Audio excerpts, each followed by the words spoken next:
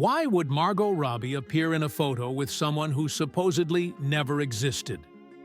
That question changed everything. In a dusty TV archive in Los Angeles, a curator named Thomas Bell was sorting through production material from early 2000s television shows. When he opened a file labeled Winter Tides, 2004, he expected nothing unusual. Until he found the photo. It was a Polaroid. Margot Robbie, about 14 years old, fresh-faced, smiling in natural light. But standing right beside her was another teenage girl. Same age, same blonde hair, same build. Their resemblance was uncanny. But this wasn't a random background figure. The girls were clearly posing together, shoulder to shoulder. The second girl was clutching Margot's arm, not casually, but protectively. Curious, Thomas ran the image through facial recognition software. The result? 91% match. Margot Robbie. But there was only one Margot, right? The other girl didn't appear in any cast list. She wasn't credited in the show. She wasn't listed in payroll records, behind-the-scenes logs, or anywhere in public databases. It was as if she had never been there, and yet, she was in nearly every behind-the-scenes shot, always by Margot's side, hidden in the frame, like a shadow that was always meant to be cropped out. Who was she? Why was she never named? And more importantly, why did every trace of her disappear, except this single photo? The old studio building was quiet that morning. Fluorescent lights buzzed overhead as Thomas Bell, a meticulous media archivist in his 30s, unpacked another box of tapes. His coffee was cooling beside him. The file read, Winter Tides, Final Shoot Day, Gold Coast. Inside the folder, buried under scheduling sheets, was a yellowing Polaroid. He flipped it over. The back read, Final Day, Gold Coast. M+EM and E? He turned the photo over. Margot Robbie was unmistakably in frame, smiling, her arm linked with another girl who looked just like her. Same hairstyle, same eyes. But there was something different. Margot looked open and relaxed. The other girl, stiff, guarded. Her grip on Margot's arm was almost desperate. Thomas blinked, puzzled.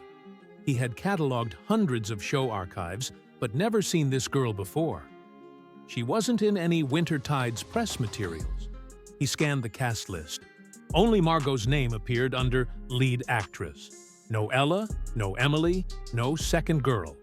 But when he uploaded the image into facial recognition software, it returned a chilling result. Margot Robbie, 91% match. It wasn't just that the second girl resembled Margot. The algorithm thought she was Margot. Confused, Thomas began reviewing behind-the-scenes footage.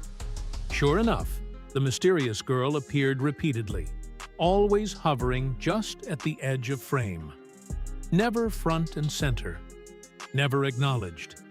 It was as if someone had tried to erase her from the story, but had missed one photo. And now, that photo was in Thomas's hands. Thomas stared at the Polaroid like it might blink back at him. He turned to the digital archive. No results for Ella Monroe, Emma Robbie, or any variant. He checked casting logs, director notes, even VHS labels. Nothing.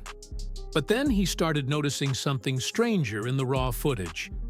In several rehearsal tapes, this mystery girl was visible. Barely. In one shot, Margot flinched, and so did the other girl. Simultaneously. Their body language mirrored each other, turning, ducking, as if choreographed. Doubles? Number. There were no stunt scenes in that episode, no action, no need for a stand-in. He dug further. In one background scene, the second girl passed behind Margot holding a clipboard. Not a crew member. Not a cast member. Just there. So who was she? Thomas found a name in the credits. Karen Whitehall, production assistant. A quick online search revealed a private but still active email address. He wrote her a short message. "Hi, Karen. I'm researching archive material from Winter Tides, 2004. I came across a photo of Margot Robbie with another girl. Blonde, same age, but uncredited. Any chance you can help identify her?" 13 minutes later, she replied, "You shouldn't have found that photo. Call me, now." Thomas's hands trembled slightly as he dialed the number. The voice on the other end was soft, raspy, and direct. "Is this Thomas Bell?" "Yes. Sorry if I alarmed you. I'm just trying to—" "Where did you find that picture?" "In the studio archive. Margot and another girl—" Karen interrupted. "You don't know her name?" "Number?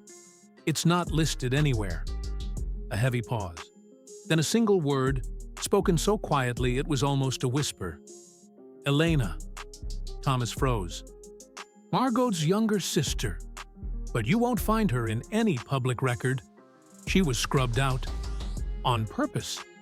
Karen's voice cracked. "I worked that set every day. Elena wasn't supposed to be on camera, but she was always there. Sometimes she'd rehearse lines, just off-screen. Sometimes she'd cry." "Why?" Thomas asked. "Because she didn't understand why she was invisible, and eventually, she believed she was." Thomas tried to process it.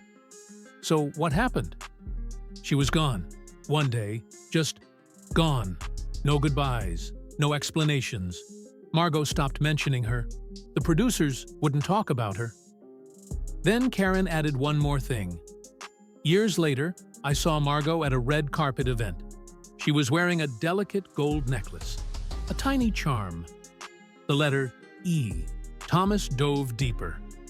He scanned old media databases and finally unearthed a PDF of a long-defunct teen magazine from 2006. It featured an interview with a rising young actress, Margot Robbie. But something stood out.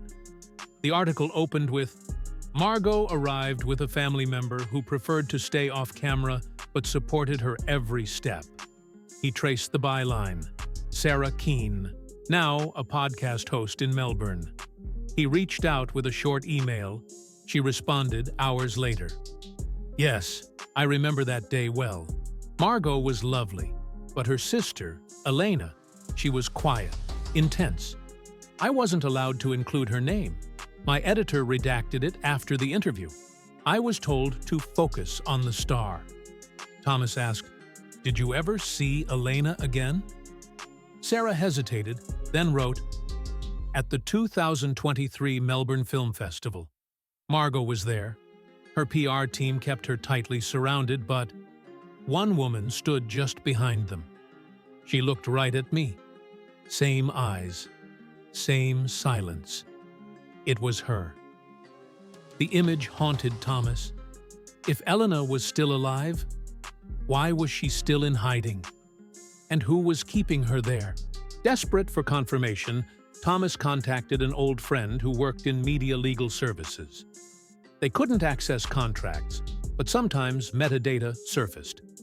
A few hours later, Thomas received a screenshot. Margot Robbie, NDA Tier 3, Warner Studios, Multi-Party Silence Clause. Signed March 8, 2016, Multi-Party. This wasn't about protecting Margot's privacy. It was about silencing someone else, too. He searched deeper and found a single reference in an old local arts blog. Elena R. accompanied Margot Robbie to several early set visits during her acting classes. So she wasn't a coach. She wasn't crew. She was family. Thomas decided to go straight to the source. He wrote to Margot's management, framing it as a documentary inquiry. While researching early material on Winter Tides, I found a behind-the-scenes photo featuring Margot Robbie alongside a second unidentified girl. I would appreciate any comment or clarification. The response came swiftly.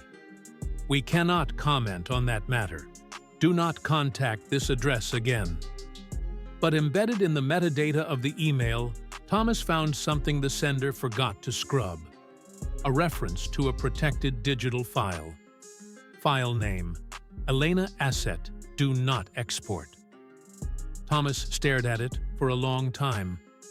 If Elena never existed, why was she still being hidden? Sleep evaded Thomas.